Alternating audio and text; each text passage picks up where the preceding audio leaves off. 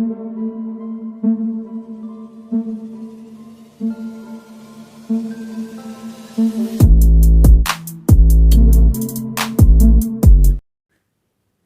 दोस्तों, scary story official में आप सबका स्वागत है। आज की कहानी की तरफ बढ़ने से पहले चैनल को सब्सक्राइब कर लीजिए और अगर कहानी अच्छी लगती है तो प्लीज़ लाइक एंड कमेंट करना मत भूलिएगा। तो आज की कहानी बहुत ही ज़्यादा डरावनी है और आई होप आप सबको पसंद भी आएगी, तो ध्यान से सुनिएगा। कहानी 1987 की है। ये वो वक्त था जब लगभग बहुत कम घरों में टीवी हुआ करता था। टीवी मतलब उस वक्त रामायण और महाभारत शुरू हुई थी टीवी पर सभी के घरों में टीवी नहीं हुआ करती थी। लोग टीवी देखने के लिए दूसरों के घरों में, जैसे गांव में लगभग ये कह सकते हैं कि एक ही दो घर में टीवी हुआ करती थी। जो बहुत ज़्यादा जिनके पास पैसा होता था उन्हीं के पास टीवी हुआ करती थी। तो ये उसी समय की कहानी है। तो एक गांव था जहाँ पर उनके पूरे गांव में किसी के पास भी कोई टीवी नहीं था, लेकिन रामायण, महाभारत और कई ऐसी सीरियल्स वगैरह शुरू हुए थे जो कि गांव के लोग देखते भी थे और उन्हें बहुत अच्छा लगता था। लेकिन अब क्या करें, उनके गांव में कोई टीवी नहीं था।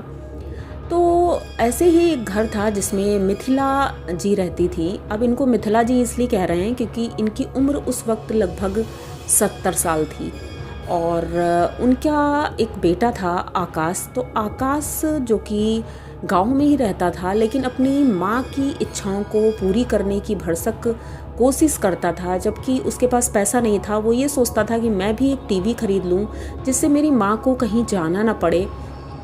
लेकिन अब इतना पैसा भी नहीं था कि टीवी खरीद ले। तो इनके गांव से दूसरे गांव जाने का जो रास्ता था उसमें बहुत बड़ा एक जंगल पड़ता था बीच में। इस गांव के सभी लोग उस गांव जाने के लिए उस जंगल को पार करके तभी जाते थे, जबकि गांव के सभी लोग जानते थे कि वो जंगल बहुत ही ज़्यादा भयानक है। अगर देर हो जाती है वहाँ से वापस आने में, रात हो जाती है या शाम हो जाती है, तो खतरा बढ़ जाता है क्योंकि वहाँ पर जंगली जानवर, भेड़िया, सियार और ये सारे जानवर वहाँ पर रहते हैं। और यहाँ तक कि सुना गया था कि भूत प्रेत आत्माएं भी वहाँ पर दिखाई देती हैं। तो मिथिला जी मतलब उन्हें तो महाभारत देखनी रहती थी और सुबह रामायण देखनी होती थी। तो वो कैसे भी करके प्रयास करके अपना वो पहुँच जाती थी देखने के लिए।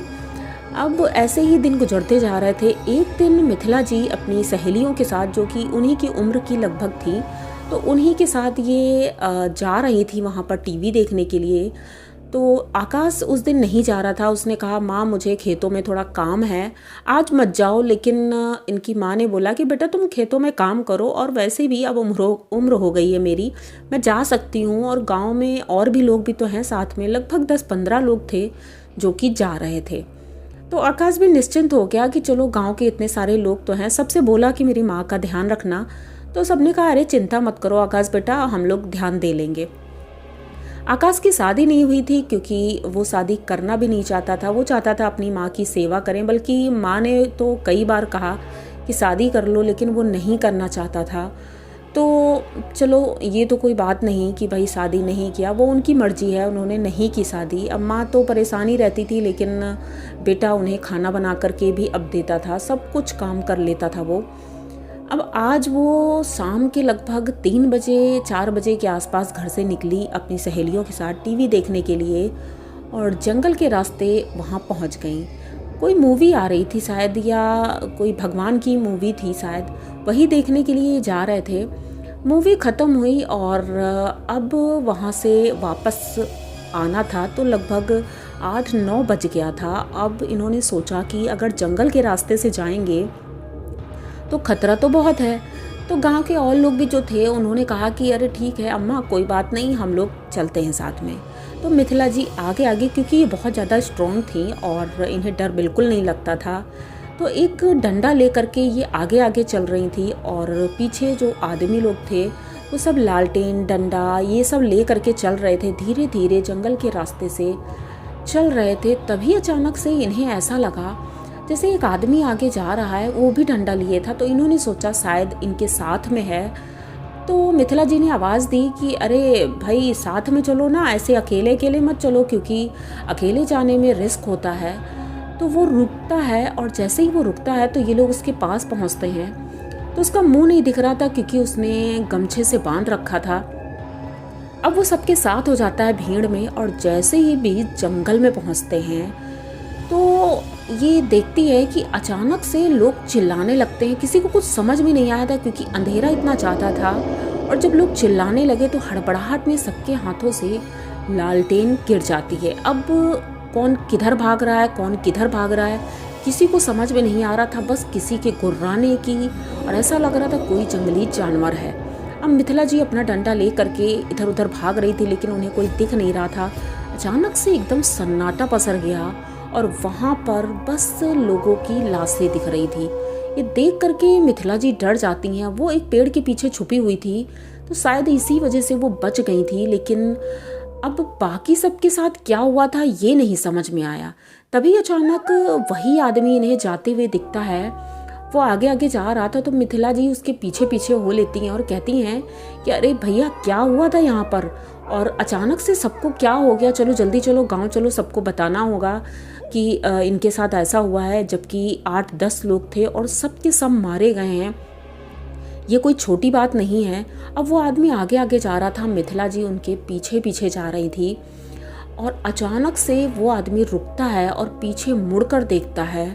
तो मिथिला जी अपनी लालटेन जो कि अध जली थी, मतलब थोड़ी थोड़ी जल रही थी, शायद उसमें तेल नहीं था या गिर गया था तेल, जो भी है, तो उस लालटेन को वो ऊपर करके उस आदमी की तरफ देखती हैं। उसके चेहरे पे खून ही खून था, हाथ पे खून था और मुंह से खून टपक रहा था। ये देख करके मिथिला जी एकदम से चीखती हैं, लालटेन उनके हाथ से छूट जाती है और वो भागना शुरू करती हैं। जबकि इतनी बुजुर्ग थी, 70 साल की, लेकिन फिर भी वो आज बहुत तेज़ी से दौड़ रही थी। बस बजरंगबली का नाम लेती हैं और दौड़ती रहती हैं।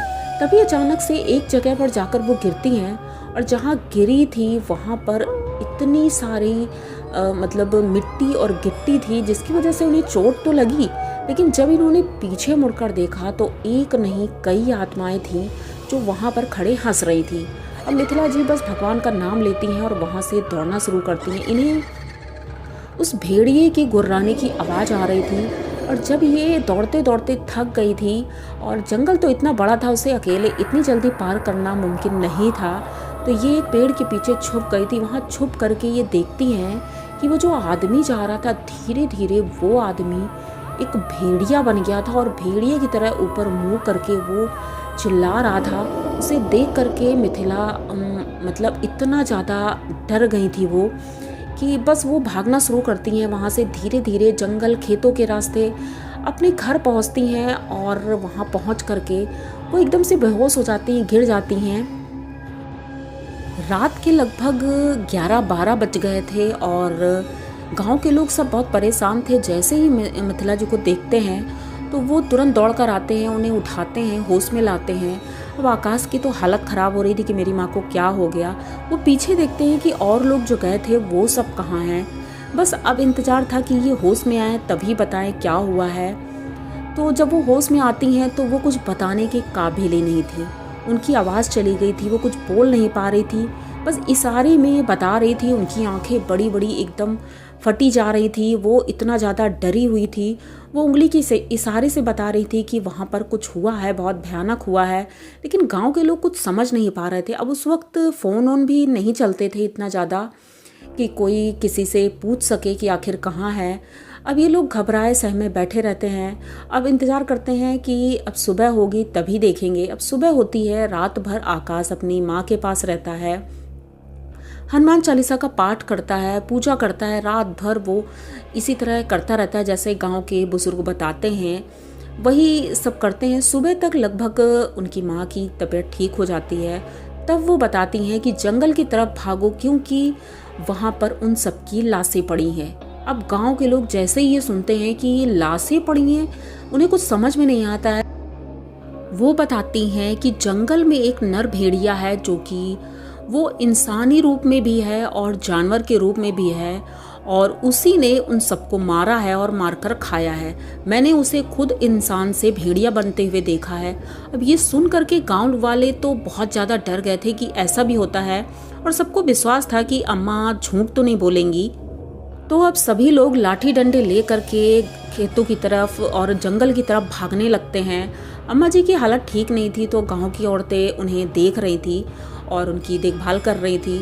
सभी लोग जब जंगल में पहुंचते हैं तो देखते हैं कि सबकी लाशें पड़ी थी वहां पर, और ऐसा लग रहा था किसी नर भेड़िए या ऐसा पिशाच है कोई, या कौन है, किसने खाया है, कुछ समझ में नहीं आ रहा था। लेकिन सबके इस तरह से नाखूनों के निशान खून की नदियाँ जैसे बह रही हों, बहुत ऐसा मतलब डरावना दृश्य था वो देख करके। आज भी लोग मतलब डर जाते हैं, उनकी रूह कांप जाती है कि बहुत ही भयानक था वो। उसके बाद से अम्मा जी कभी भी टीवी देखने तो किसी के घर नहीं गई, और आकाश जी ने खुद ही अपने घर में टीवी फिर खरीद लिया था कुछ दिनों बाद। लेकिन वो वाकया ये लोग आज तक नहीं भूल पाते हैं, जबकि 30-35 साल होने को हैं, लेकिन वो घटना बहुत ही ज़्यादा भयानक थी।